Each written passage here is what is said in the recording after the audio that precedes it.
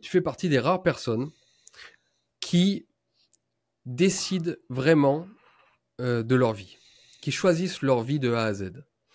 Tu sais, dans le Zarathustra nietzschéen, il y a une phrase qui m'a beaucoup marqué toute ma vie, qui dit que la plupart des gens sont voulus et que peu de gens en réalité veulent. Les gens sont voulus et peu de gens veulent vraiment.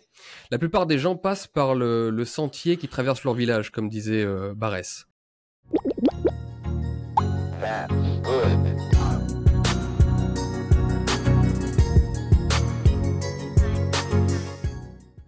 Salut tout le monde. Alors comme vous l'avez vu dans l'intro, aujourd'hui on va parler de Julien Rochdy et Baptiste Marchais, en nous appuyant sur cet entretien entre les deux qui est paru il y a 2 semaines à peu près sur la chaîne de Rochdy. Et la raison pour laquelle je voulais en parler, c'est que en fait, leur discussion traite de thèmes qui sont assez connectés à la philosophie, au moins le début en tout cas, avec des thèmes comme qu'est-ce que c'est que la liberté, qu'est-ce que c'est que la volonté, le choix, etc. Évidemment, moi je suis pas trop d'accord avec leur analyse, mais l'utilité que je reconnais à Rochdy, c'est qu'il parle souvent de philo, et donc il donne l'occasion de se pencher sur des vrais auteurs, des vrais concepts, quand bien même lui il ne les maîtrise pas toujours de ouf. Quoi qu'il en soit, donc pour rappel, Baptiste Marchais, son invité, c'est un ancien champion de développé couché, aujourd'hui reconverti en influenceur, on va dire lifestyle, qui s'est expatrié aux États-Unis, et donc Julien Rochdy, c'est un ancien cadre du FNJ, reconverti aussi en auteur et influenceur, avec, comme on l'a dit, un biais plus philo. Les deux sont clairement marqués politiquement à la droite des Républicains, on va dire, et les deux ont des audiences importantes avec des centaines de milliers d'abonnés, et je fais cette précision parce que de temps en temps j'ai des gens qui me disent c'est évident que Rochdy c'est pas super carré niveau philo, y a pas besoin d'en faire une vidéo, mais au vu de son audience, c'est pas si évident que ça en fait. D'ailleurs avant d'aller sur des vraies thématiques philosophiques, c'est par ce point que je voulais commencer, qu'on le veuille ou non, il y a une demande d'une partie de la société, notamment chez les jeunes, il y a une demande d'une forme de mentorat, de conseil, etc. Et les personnalités comme Baptiste Marchais, Julien Rochdy qu'on va voir aujourd'hui, ou même d'autres influenceurs comme le Raptor, eh bien ces personnalités occupent cet espace. Et à mon avis, si ça penche à droite comme ça dans ce domaine, c'est parce que à gauche, ça ne nous intéresse pas. Et je pense qu'on a un peu tort. En tout cas,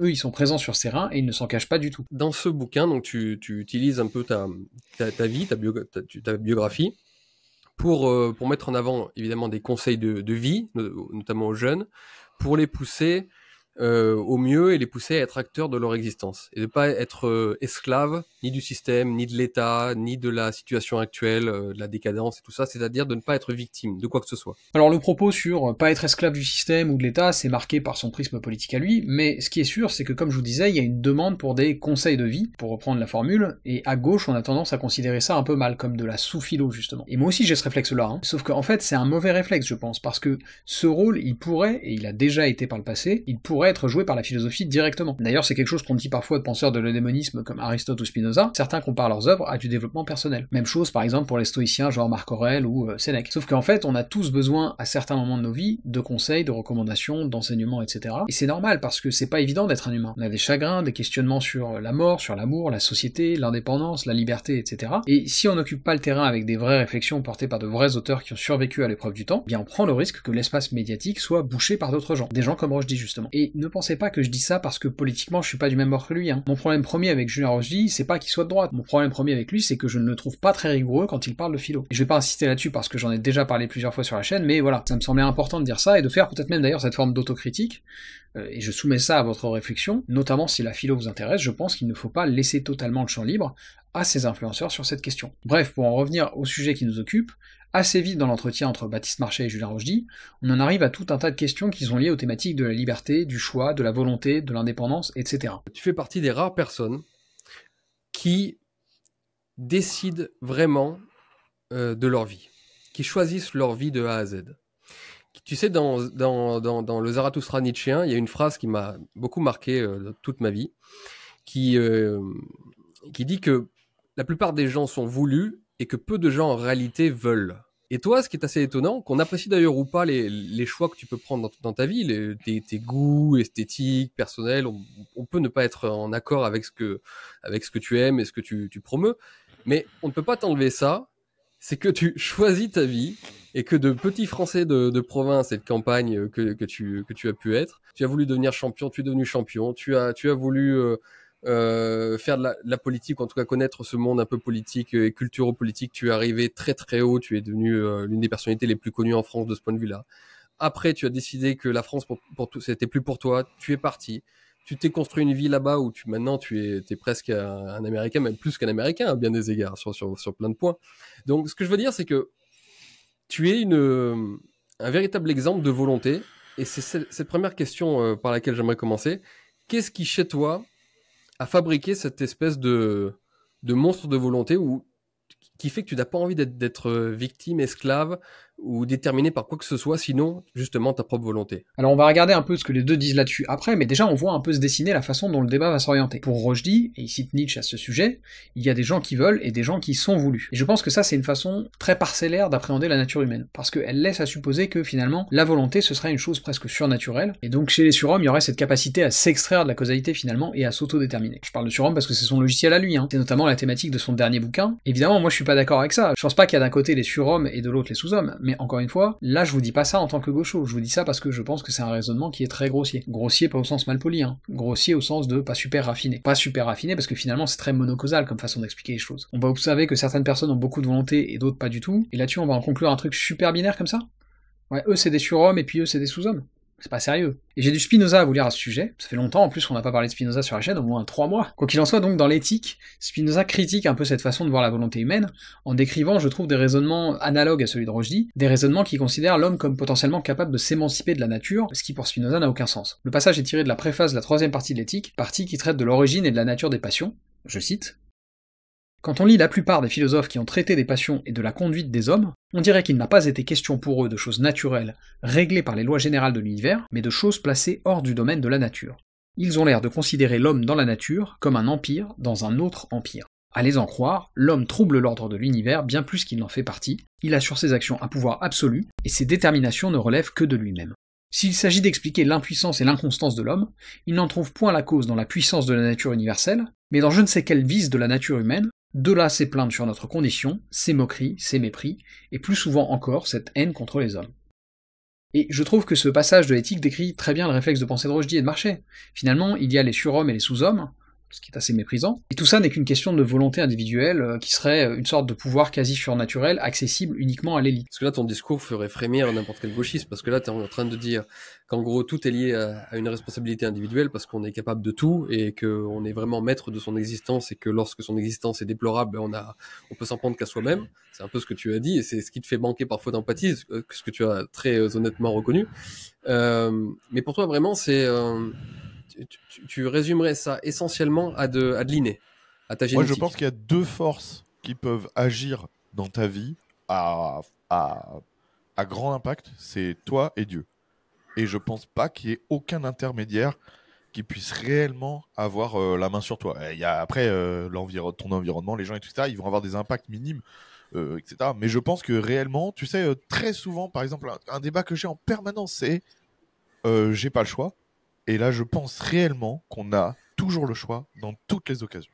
Ça, j'en suis convaincu. On a toujours le choix. Parce que même quand tu arrives au choix ultime, qui est la mort ou la vie, tu peux toujours choisir la mort. Ouais. Donc en fait, on a toujours le choix. Et donc, je pense que c'est inné de s'en rendre compte. Si tu es fait pour te trouver des excuses, entre guillemets, ou si tu es fait pour, tu sais, pour te sentir involontaire ou incapable, j'ai peur que toute ta vie ce soit comme ça. Alors après, peut-être qu'il y a aussi des éveils de conscience, tu vois. Mais c'est toujours difficile pour moi de me mettre à la place de quelqu'un d'autre. C'est pas comme ça que ça s'est fait pour moi. Et moi, mon point, c'est que justement, la volonté, c'est une question de contexte. Alors, Marché a l'air de bien vouloir l'envisager d'ailleurs. Il dit que pour lui, c'était inné, mais que chez d'autres personnes, peut-être qu'il peut y avoir des éveils de conscience. Et donc ça, c'est intéressant, parce que là, ils ont pas l'air de s'en rendre compte, mais en fait, ça remet en cause l'opposition entre surhomme et sous-homme. Et à mon avis, on se rapproche beaucoup plus de ce que je vous disais il y a un instant, à savoir que la volonté, c'est une question de contexte. Et je pense que c'est quelque chose qu'on peut d'ailleurs observer empiriquement les uns les autres. Les gens changent quand leur contexte personnel change. Regardez votre propre expérience ou observez autour de vous, et je pense que vous remarquerez que quand quelqu'un vit par exemple un moment difficile comme un deuil ou une rupture amoureuse, eh bien ça peut être propice à des évolutions importantes, à des transformations profondes et même très positives souvent. Alors évidemment, Rushdie pourrait toujours dire qu'en fait la personne était un surhomme dormant, qu'elle est devenue ce qu'elle était déjà. Moi je crois pas, je crois à la suite de Spinoza que les êtres humains font partie de la nature et qu'ils se comportent donc en accord avec ses lois. Et ça implique que un contexte qui n'est pas propice à l'activité, à la discipline et à faire émerger une volonté forte, eh bien un tel contexte ne fera pas émerger ces choses. Rien ne se produit ex nihilo. Et j'aimerais sur ce sujet poursuivre avec de nouveaux extraits de l'éthique, parce que toujours dans la 3e partie, on a ce passage tiré de la Scolie de la 2e proposition, qui nous dit ceci. L'expérience est là pour nous enseigner, malheureusement trop bien, qu'il n'y a rien que l'homme gouverne moins que sa langue, et que la chose dont il est le moins capable, c'est de modérer ses appétits. D'où il arrive que la plupart se persuadent que nous ne sommes libres qu'à l'égard des choses que nous désirons faiblement. Mais il est indubitable que rien n'empêcherait ces personnes de croire que nos actions sont toujours libres, si elles ne savaient pas par expérience qu'il nous arrive souvent de faire telle action dont nous nous repentons ensuite, et souvent aussi, quand nous sommes agités par des passions contraires, de voir le meilleur et de faire pourtant le pire. Alors j'ai un peu édité pour que ce soit plus lisible, mais voilà, vous avez compris, pour Spinoza, l'intuition de base sur la liberté humaine est une idée fausse. On se croit libre parce qu'on suit notre volonté, mais en fait la liberté véritable, c'est pas ça. Et j'ai un autre extrait qui vient juste après, que je voudrais vous lire aussi, toujours dans cette même troisième partie, dans la scolie de la proposition 2, je cite. Ainsi donc, l'expérience et la raison sont d'accord pour établir que les hommes ne se croient libres qu'à cause qu'ils ont conscience de leurs actions et ne l'ont pas des causes qui les déterminent, et que les décisions de l'âme ne sont rien autre chose que ses appétits, lesquels varient par suite des dispositions variables du corps.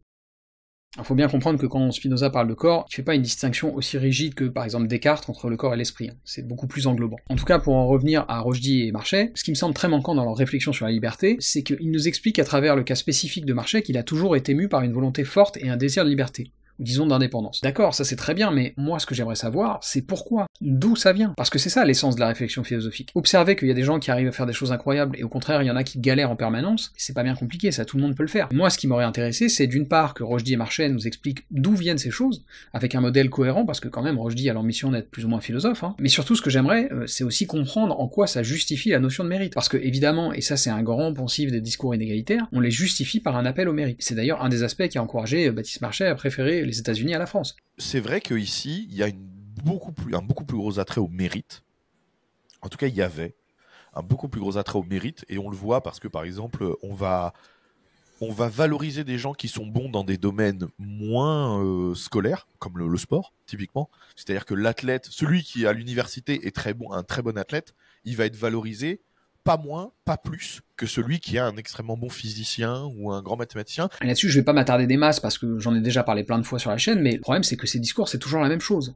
On te parle du mérite des athlètes ou des scientifiques, mais jamais du mérite de l'éboueur, du boulanger ou du magasinier. Simplement parce que la façon dont on a structuré la société valorise plus certaines activités que d'autres, et ça c'est quand même assez arbitraire quand on y réfléchit. Enfin bref, je pense que vous avez compris où je veux en venir. De mon point de vue, si ce qu'on veut récompenser derrière la notion de mérite c'est l'effort, la persévérance et la volonté, ça il y a plein de domaines dans lesquels ces qualités sont extrêmement mal rétribuées aujourd'hui. Alors si vous voulez plus de détails à ce sujet, je vous renvoie vers la série de vidéos et d'échanges que j'avais eu avec Victor Ferry, qui est justement un fervent défenseur de la méritocratie. De mon côté, je pense qu'il faut distinguer l'effort et le mérite. Et surtout qu'il faut comprendre que la volonté et la discipline, ça ne se décrète pas. Et ne vous méprenez pas, moi je suis d'accord pour dire que ce sont des qualités louables dont la société a besoin, et que c'est des choses qu'il faut encourager chez tout le monde. Le problème c'est que encourager ça, ça requiert à mon avis de comprendre justement ce qui peut motiver les humains à trouver en eux les ressources pour ne pas se complaire dans une forme de laisser-aller, d'inactivité, etc., etc. Et c'est en ce sens que je disais plutôt qu'il faut pas laisser le terrain du développement personnel uniquement à la droite, parce que sinon on prend le risque que ces espèces de chimères idéologiques là sur les surhommes et les sous-hommes deviennent encore plus hégémoniques. Alors qu'en fait, bah non, la vie c'est pas si simple que ça, et oui, il y a légitimement des raisons de considérer qu'on est à beaucoup d'égards déterminé par nos environnements. Alors évidemment, pour Baptiste Marchais, l'influence de nos cercles sur nous a une importance minime, mais ça, moi je pense que c'est un biais du survivant de sa part. Et d'ailleurs, il le dit lui-même, Comme lui, il a réussi à être champion de développé couché, il a tendance à considérer que quand on veut, on peut. Sauf qu'en fait, c'est plus compliqué que ça. Une autre chose, c'est que une fois que tu parcours un chemin, si tu te vois pas comme supérieur aux autres, bah tu te dis que c'est faisable. C'est-à-dire qu'en fait, moi je me dis toujours, bah si je l'ai fait, c'est que c'est faisable, c'est que c'est pas si dur, puisque moi je l'ai fait. Tu vois, tu te vois pas vraiment supérieur aux autres dans certains points. Donc du coup, quand les gens vont se trouver une excuse, dire ouais je peux pas faire ça et tout, toi tu te dis bah attends, si moi je l'ai fait, tout le monde peut le faire. Alors qu'en fait c'est pas si vrai, parce qu'on a tous nos capacités quoi.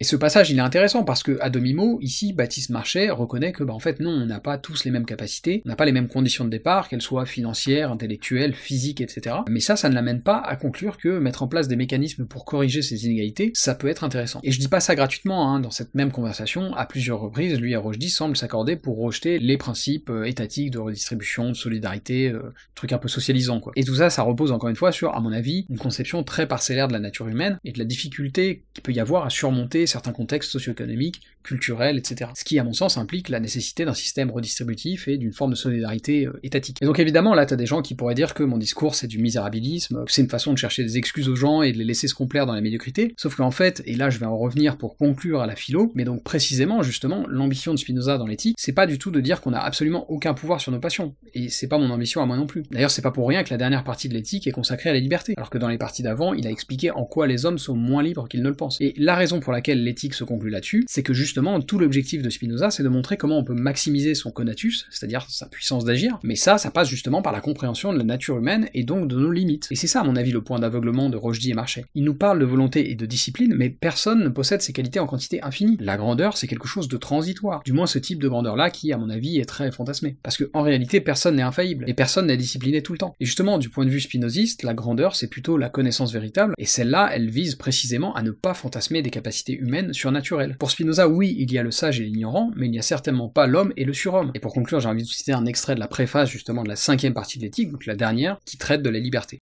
Je passe enfin à cette partie de l'éthique qui a pour objet de montrer la voie qui conduit à la liberté. J'y traiterai de la puissance de la raison, en expliquant l'empire que la raison peut exercer sur les passions. Je dirai ensuite en quoi consiste la liberté de l'âme et son bonheur. On pourra mesurer alors la différence qui sépare le savant de l'ignorant.